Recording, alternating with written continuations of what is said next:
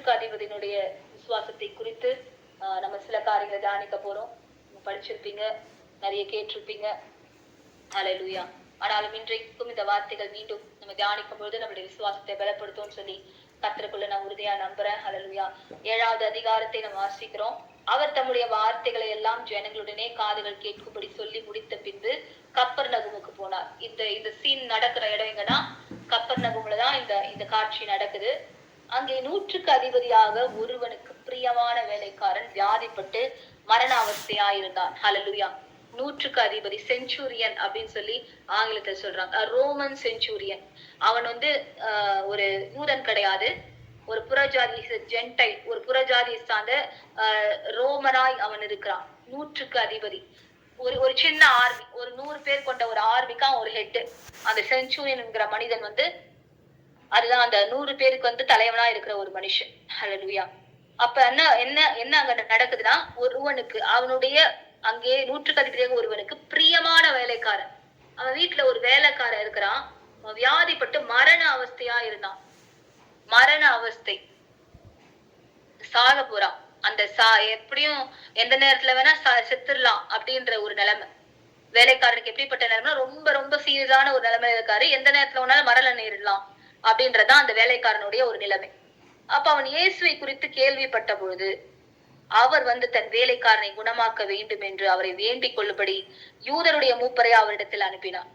இதுல என்ன ரொம்ப ஒரு பிரமிப்பான ஒரு விஷயம்னா, இவனோ ஒரு ரோமன், ரோம ராஜ்யத்தை சார்ந்தவன், ஒரு ரோமனா இருக்கிறான். ஆனா இயேசு கிறிஸ்துவை குறித்து கேள்விப்பட்ட பொழுது அந்த செஞ்சுரியனுடைய விசுவாசம் எந்த இடத்துல இருந்து தொடங்குதுன்னு நம்ம பார்க்கணும். ஒரு பாயிண்டும் நம்ம கவனிச்சோம்னா, அவரை குறித்து கேள்விப்பட்ட பொழுது அவரை தன் வேலைக்காரனை குணமாக்க வேண்டும் என்று, அவர் என் வேலைக்காரனை குணமாக்க வேண்டும் என்று வேண்டிக் கொள்ளும்படி யூதருடைய மூப்பரை அவரிடத்துல அனுப்பினார். அப்ப இயேசு கிறிஸ்து குணமளிக்கிற வல்லமை உடையவர். அவரால என் வீட்டுல இருக்கிற வேலைக்காரன் மரண அவஸ்தையா இருந்தாலும் குணமாக்குகிற வல்லமை இயேசு கிறிஸ்து உண்டுன்னு சொல்லி அந்த பாயிண்ட்லயே அந்த செஞ்சுரியன் விசுவாசிக்கிறத நம்மளால பார்க்க முடியுது. ஆனால் அவன் ஒரு புறஜாதியான். யூதர்களை பற்றி யூதர்களை பற்றி தெரிந்திருக்கலாம், அந்த இடத்துல தான் அவர் இருக்கிறாரு.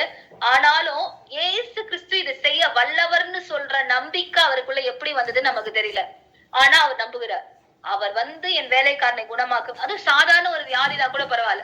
மேபி அந்த டைம்ல ஏசப்பா அந்த பகுதிகளில் ரொம்ப ஃபேமஸா இருந்ததால அவர் நிறைய பேரை ஹீல் பண்றது கண்டிப்பா அந்த பகுதியில எல்லாருக்குமே ஒரு நியூஸா பரவி இருக்கு. அப்படி இருக்கிற ஒரு நேரத்துல கூட என்ன பண்ணிருக்கலாம், இந்த மனுஷனும் கேள்விப்பட்டு ஒரு வியாதிப்பட்ட தன்னோட வேலைக்காரனை சுகமாக்கிறதுக்கு ஒருவேளை அந்த மனுஷனை கூப்பிடலாமா, சுகப்படுத்த முடியுமா அப்படின்னு நினைச்சிருக்கலாம். ஆனா இங்க என்ன சினாரியோனா, டெத் பெட்ல இருக்காரு அந்த ஆளு. எந்த நேரம் வேணாலும் மரண அவஸ்தையில இருக்க ஒரு மனுஷன்.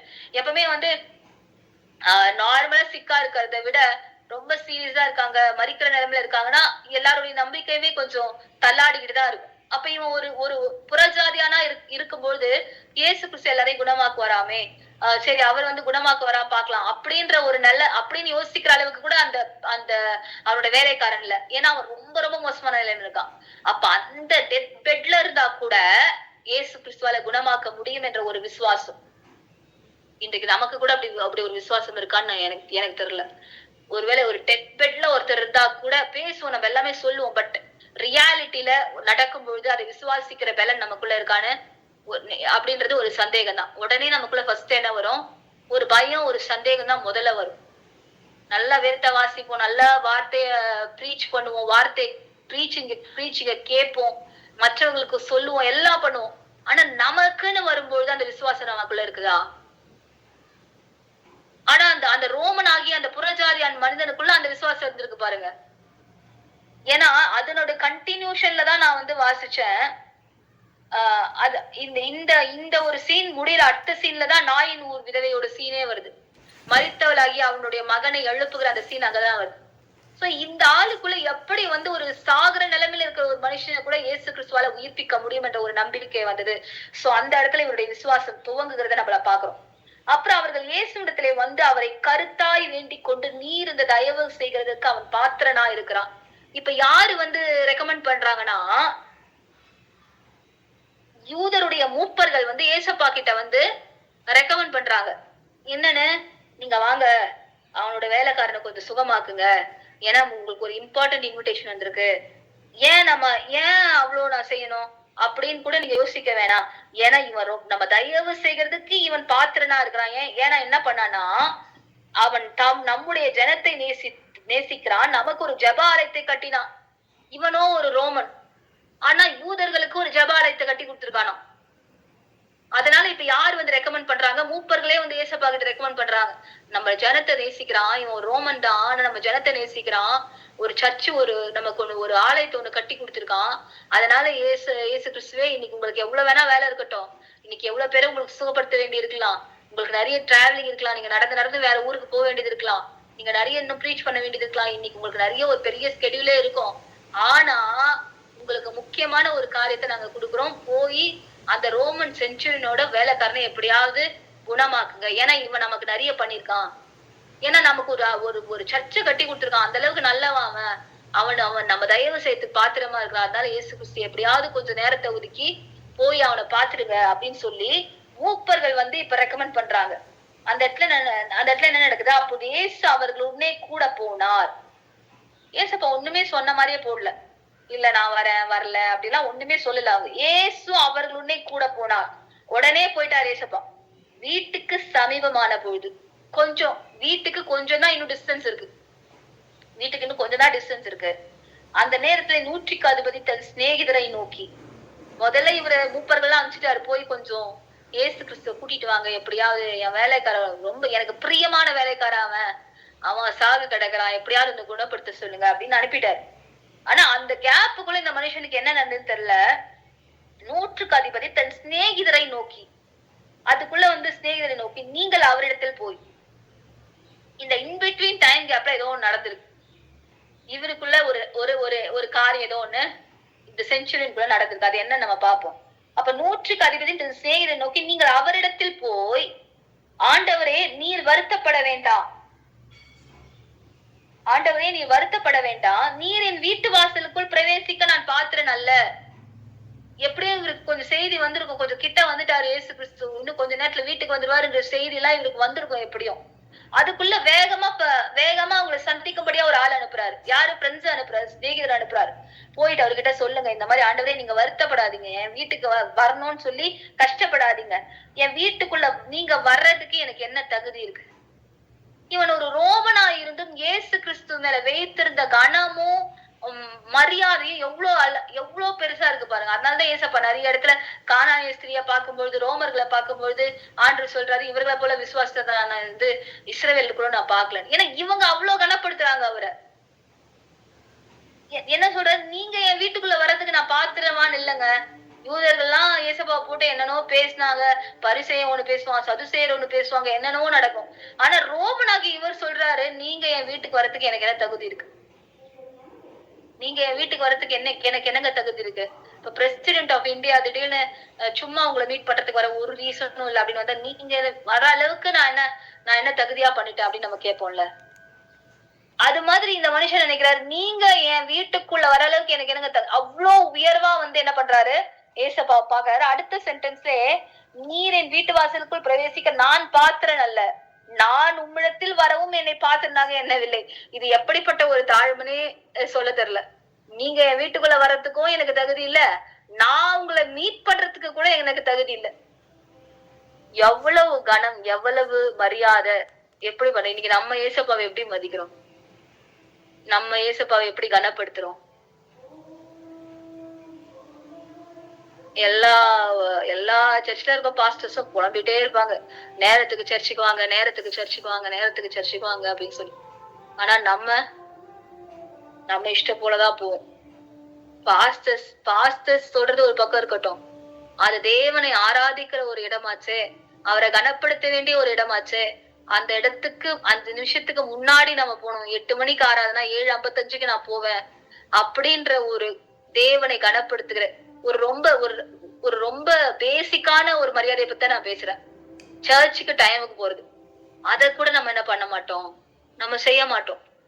ஆனா அவன் சொல்றான், உங்களை பாக்குறதுக்கு எனக்கு என்னங்க தகுதி இருக்குது? நீங்க என் வீட்டுக்குள்ள வரதுக்கும் எனக்கு தகுதி இல்ல, நான் வந்து உங்களை பாக்குறதுக்கு எனக்கு தகுதி இல்ல. அட்லீஸ்ட் அவன் இப்படி சொல்லிருக்கலாம், நீங்க வீட்டுக்குள்ள வரதுக்கு தகுதி இல்ல, நானே வந்து உங்களை பாக்குறேங்க.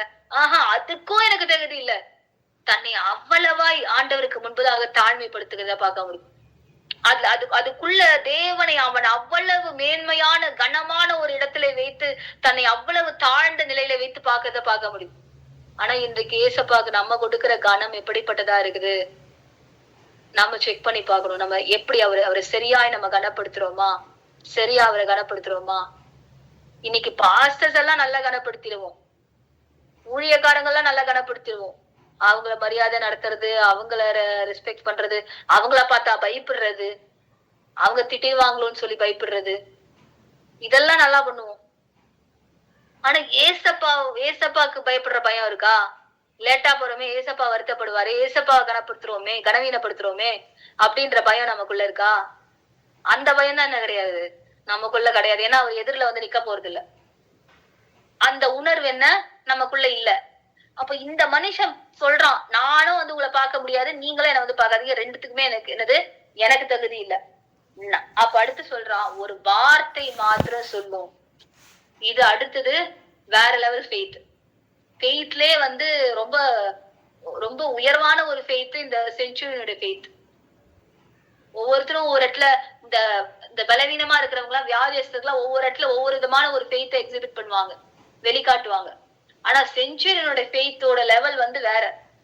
நீங்களும் வராதீங்க, நானும் வரமாட்டேன், இருக்கிற இடத்துல இருந்து ஒரு வார்த்தை மட்டும் சொல்லுங்க. சோ இவருதானே வந்து யூதர்கள் மூப்பர்கள் அனுப்புறாரு, போய் அவரை வந்து என்னோட வேலைக்காரன் சுகப்படுத்துங்கன்னு சொல்லி. அப்ப போயிட்டு கூட்டிட்டு வர்றதுக்குள்ள இவருக்கு என்ன ஆச்சு? அந்த நேரத்துல இவருக்கு ஏன் அந்த தாழ்மாரெல்லாம் தோணல? அத பத்தி ஏன் அவர் யோசிக்கல? அந்த இன்பிட்வீன் டைம்ல இவருக்கு என்ன ரெவலேஷன் கிடைச்சது அப்படின்னு நம்ம யோசிச்சு பார்த்தோம்னா, என்ன சொல்றாரு? ஒரு வார்த்தை மாத்திரம் சொல்லும், அப்பொழுது என் வேலைக்காரன் சுத்தமாவான். அதுக்கு நடுவுல ஒரு விஷயம் நடந்திருக்கு. நான் வந்து என்னோட ஸ்பிரிட்ல கெஸ் பண்றோம். அடுத்து பேசுற விஷயத்தை வச்சு நம்ம பார்க்கும்போது, நான் அதிகாரத்துக்கு கீழ்பட்டவனா இருந்தும் அவர் சொல்றாரு, நீங்க ஒரு மாத்திரம் வந்து சொல்லுங்க, அப்போது என் வேலைக்காரர் சுத்தமாவான். எப்படி நான் இது சொல்றேன்னா, நான் அதிகாரத்துக்கு கீழ்பட்டவனா இருந்தும் எனக்கு கீழ்பட்டு இருக்கிற சேவகரும் உண்டு. நான் வந்து ஒரு அத்தாரிட்டி இருக்கிற பெர்சன் தான். ஆனா எனக்கு மேல நிறைய அத்தாரிட்டி இருக்கிற ஆட்கள் இருக்கிறாங்க. நான் ஒரு 100 பேருக்கு தான் நான் அதிகாரி. எனக்கு மேலலாம் ஒரு அதிகாரி இருக்கான், எனக்கு ஒரு அத்தாரிட்டி இருக்கு, என் மேல அத்தாரிட்டியா இருக்க ஒருத்தர் இருக்கான். ஆனா நானே ஒரு மிட் லெவல் அத்தாரிட்டி இருக்க ஒரு பர்சன் தான். ஆனா எனக்கு கீழ்பட்டிருக்கிற சேவகரும் உண்டு.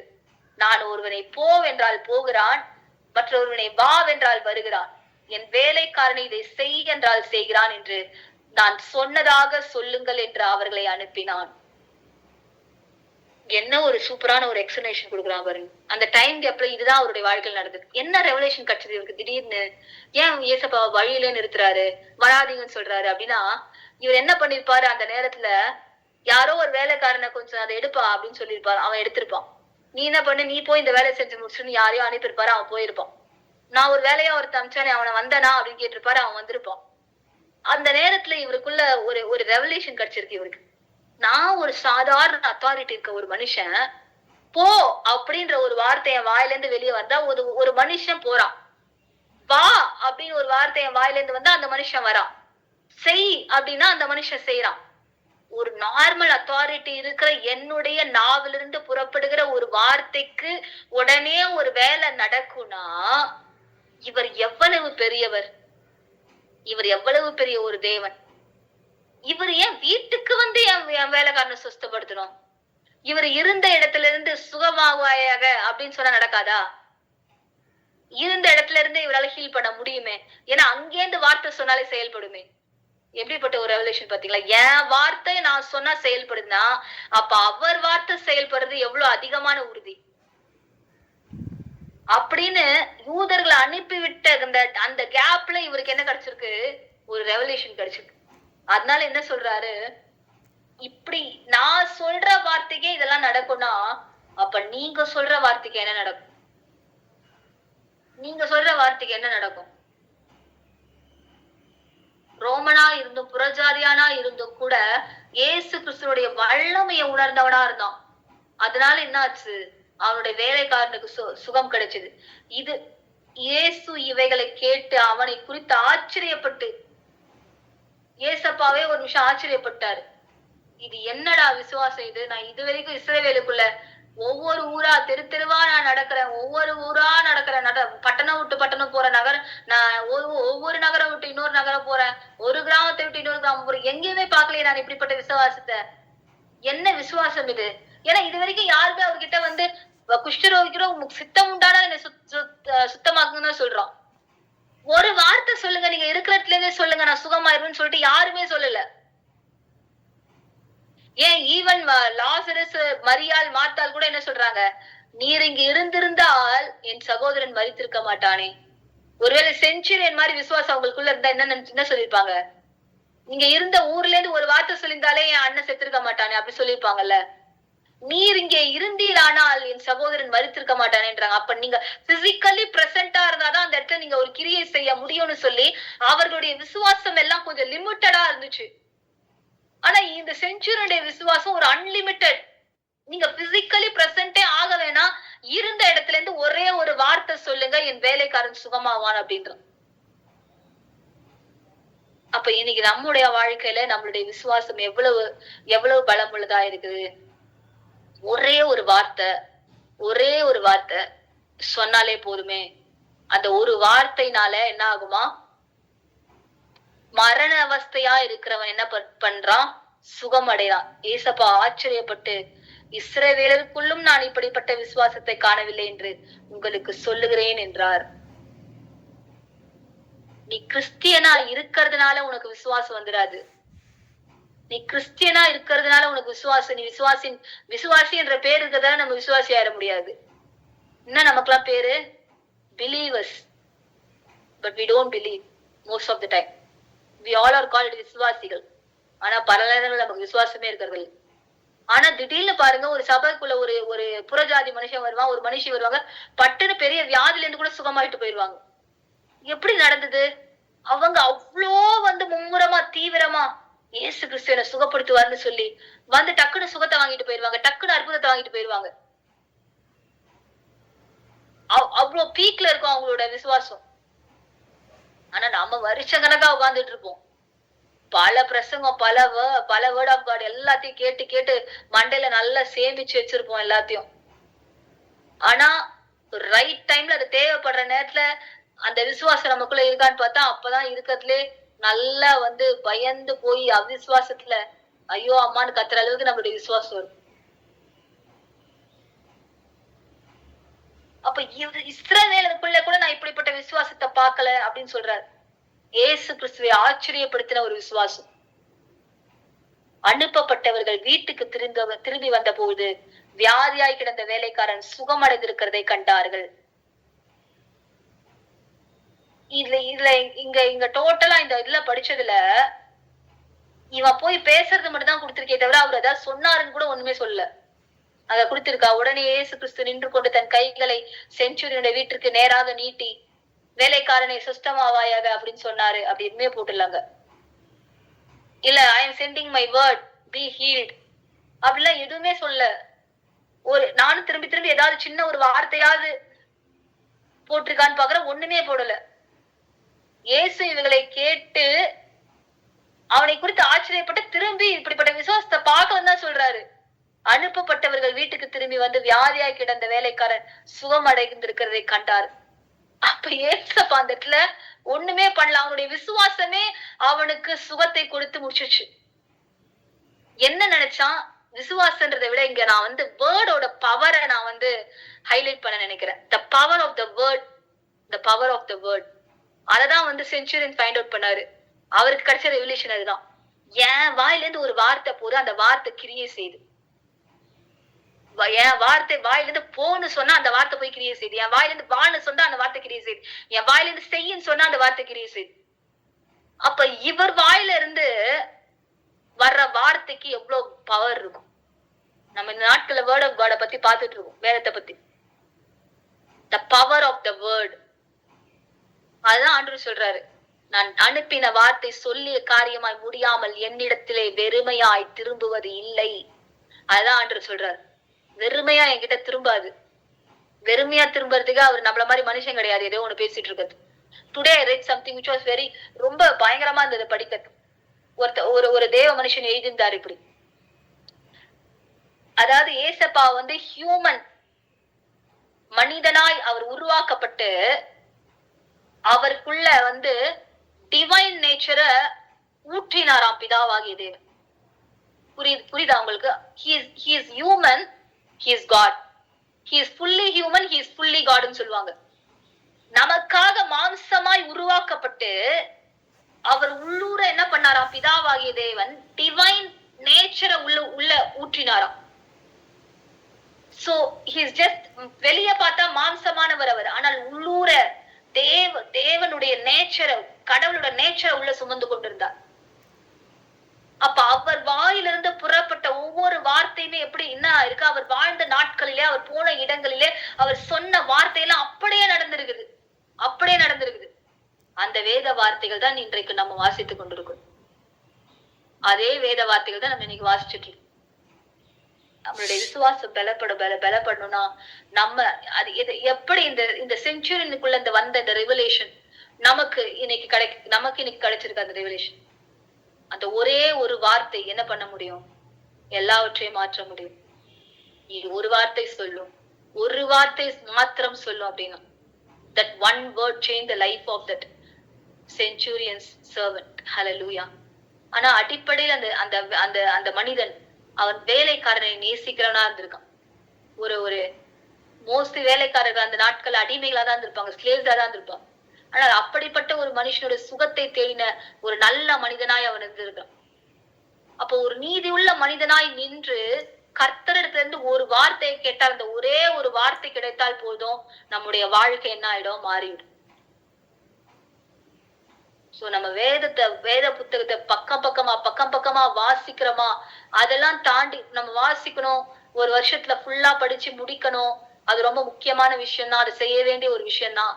ஆனா ஒரு வார்த்தை, திடீர்னு ஒரு வார்த்தை ஸ்ட்ரைக் ஆகும். அந்த ஒரு வார்த்தை பிடிச்சுக்கிட்டு கூட நம்ம என்ன பண்ணலாம்? விடாம அந்த வார்த்தை என்னுடைய வாழ்க்கையில நிறைவேற வரைக்கும் அந்த வார்த்தை பிடிச்சுட்டே இருக்கு.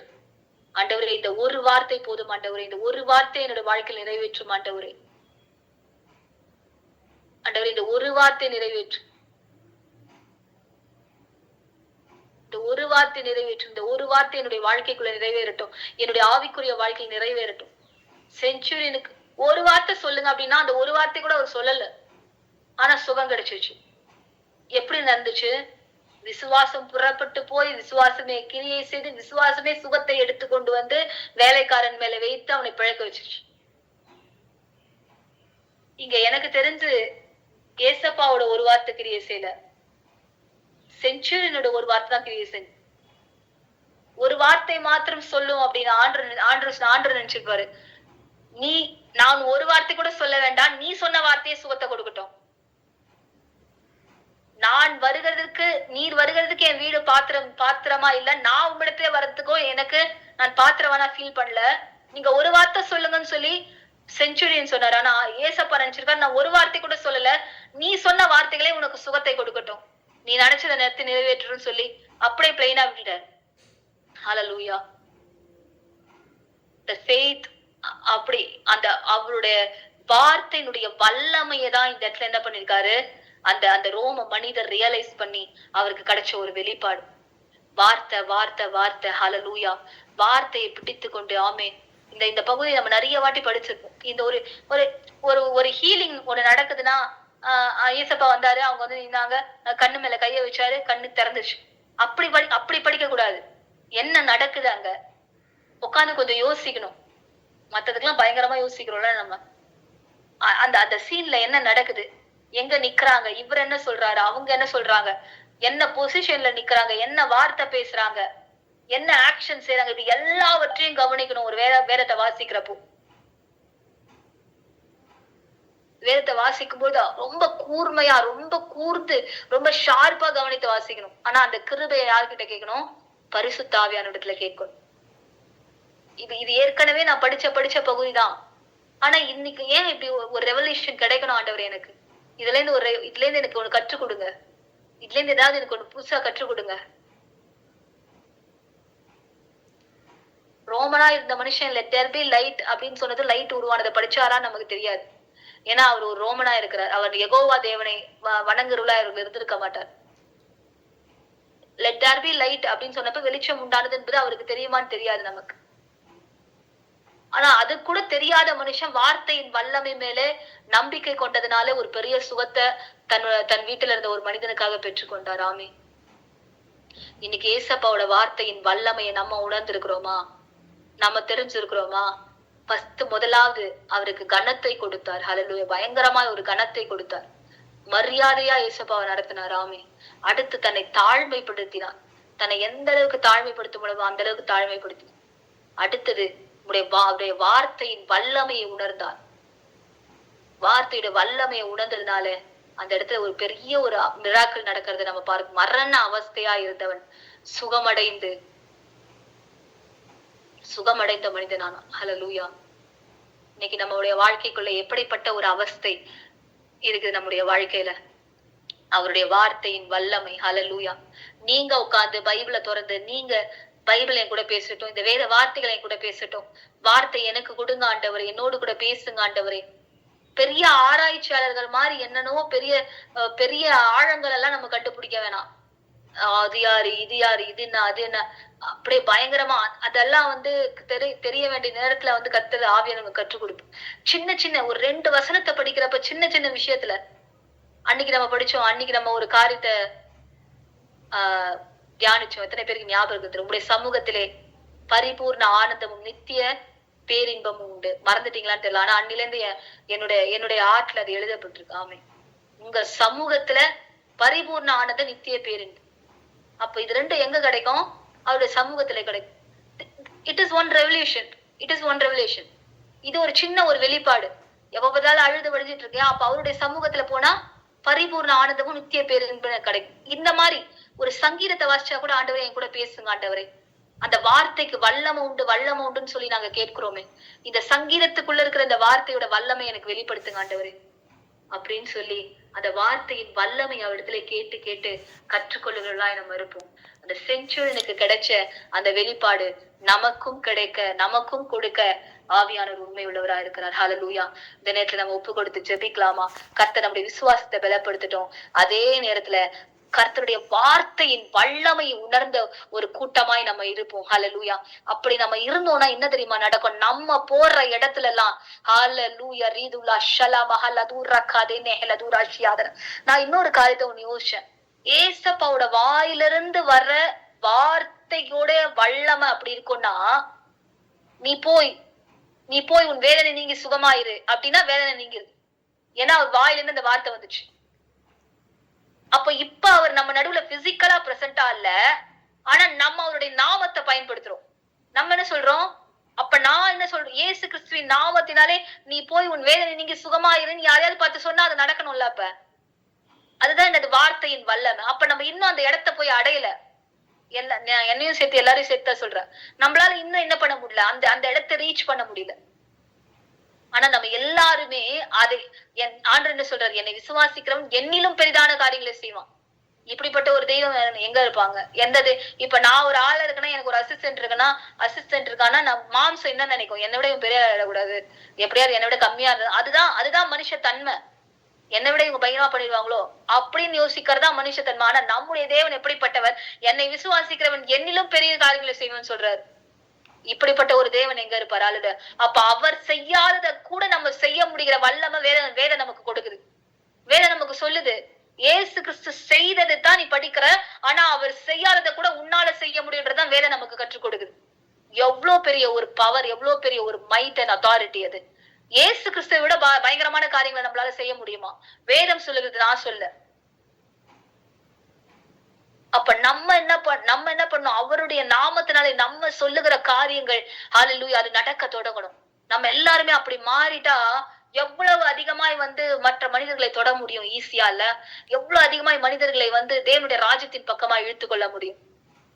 ஆனா இன்னும் நம்ம அடிப்படையான ரெவலேஷன்ஸே நமக்கு கிடைக்காம இருக்கிறதுனாலதான் நம்ம சின்ன சின்ன காரியங்களை கூட இன்னும் கற்றுக்கொள்ளாம அப்படியே அவிசுவாசத்துக்குள்ள பலவீனப்பட்டவர்களா இருக்கிறோம். ஹalleluya. இப்போ நம்ம ஒப்பு கொடுத்து ஜெபிக்கலாம். ஆண்டவரே, இந்த வேத வார்த்தைகளுடைய வல்லமை, அதை நான் புரிந்து கொள்ள, அதை நான் அறிந்து கொள்ள, அதை நான் தெரிந்து கொள்ள என் கூட நீங்க பேசுங்கப்பா. அந்த வேத வார்த்தைகள் மூலமாய் பேசுங்கப்பா. என்ற விசுவாசத்தை பலப்படுத்துங்க. அந்த ரோம செஞ்சுரியில போல, அந்த 100க்கு அதிபதியை போல அவன் எவ்வளவு அழகா யோசித்து, ஆண்டவரே நீங்க வரக்கூட வேணாம், ஒரு வார்த்தை சொல்லுங்க நடக்கும்னு அவன் விசுவாசித்தானே. அதை போன்ற ஒரு விசுவாசத்தை எனக்கு கொடுங்க ஆண்டவரே. ஹalleluya.